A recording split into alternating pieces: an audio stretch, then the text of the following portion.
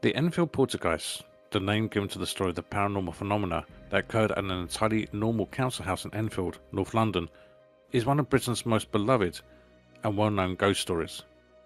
It has also been the centre of a major Hollywood feature film, The Conjuring 2, as well as a Sky series titled The Enfield Haunting, both with star-studded casts.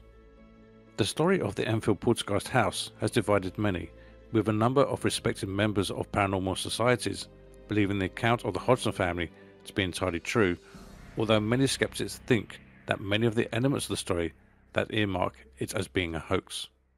Although we may never ever know for sure what happened, the Poltergeist in Enfield is still one of the most fascinating ghost stories in modern British history. The Enfield Poltergeist story began in 1977 and centred on the Hodgson family, mainly on the youngest daughter, Janet. Mother Peggy, daughters Margaret 13 and Janet 11, and sons Johnny 10 and Billy 7 were living in a semi-detached council house in Enfield. It was an entirely normal, nondescript house. We normally hear of tales of ghost encounters in grander settings, hotels, castles, and ancient buildings, so the haunted house in Enfield resonated with families across Britain because it was real, it was close to home, it felt like it could happen to any of us.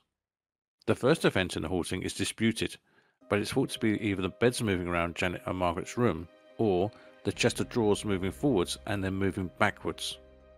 In both cases, Peggy told the children to stop messing around and didn't believe that anything was happening until she moved the chest of drawers back into place, only to see it move once again. With that, she became frightened and ran to her neighbour's house. The neighbours then accompanied them back to the house, only to hear further unexplained noises such as knocks and banging noises from various places in the house with no particular source.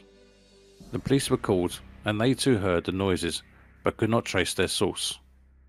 One of the many reasons that the haunted house in Enfield became such a worldwide sensation was because many of the paranormal events that took place inside the home were captured on film. Once the police were called, many more events began to take place. Items were regularly thrown around. Janet, the youngest daughter, spoke in strange voices and snarls, and she was thrown around her bedroom. One image shows her mid-air in a seemingly impossible leap. Maurice Gross and Guy Playfair, two of the investigators in the case from the Society of Physical Research, maintain that they believe the haunting was genuine and caught many of the now infamous images on film. Much of the equipment used in the investigation was often found to be malfunctioning upon entering the Hodgson household, despite working perfectly well beforehand, although Janet was found to have hidden a tape recorder and was videotaped bending spoons on another occasion. They believe that much of the activity surrounding the Enfield ghost was genuine, although they do suspect that some of the occurrences were exaggerated by Janet for increased attention by reporters. As an example, Playfair said that Bill, one of the voices Janet became most well known for, had similar vocal tics and habits to Janet, such as changing the topic of conversation. Whilst this doesn't necessarily mean that Bill was not real, it does raise questions. Why would Bill speak in such a similar manner to Janet? Although there are many theories around the truth of the Enfield Poltergeist house, and there are many who believe in the Enfield Poltergeist is a hoax, and nothing more than the figment of a creative yet troubled young girl. Most investigators believe that the story begins and ends with Janet. The newspapers wrote about the Enfield ghost and the Enfield Poltergeist, but also wrote scathing stories about Janet, the young girl at the very heart of the story. Whether or not she was lying about some or all of the activity, we'll never know. But there is little doubt in most people's minds that at least some of the phenomena, at least in the beginning, was real. Perhaps Janet started to appreciate the increased attention that she, a middle child in a working class family, was finally starting to get, for perhaps the very first time, and so she started to exaggerate some of the activities going on around her in order to gain more notoriety, exposure, and attention. Or perhaps Janet's story simply echoes other poltergeist stories. Typically, poltergeist encounters occur around young women before they enter puberty.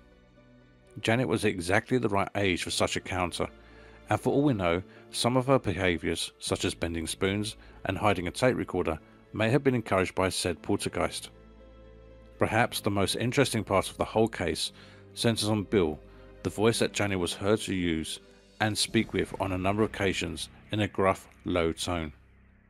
Some research suggests that the idea of using a different voice or a number of different voices might have been planted in Janet's head by Gross. Janet told reporters that Gross had told her that the voices were needed so they could talk, and immediately following the voices came. Something unexplained about Bill, however, is how Janet could have known that Bill died of a hemorrhage in the armchair in the living room of the house, which was later confirmed by his son, that a man named Bill had died in the house of a hemorrhage sitting in his chair in the living room. The Bill story is what gives the Enfield Poltergeist case that feeling, that tips skeptics over from not being sure into being believers.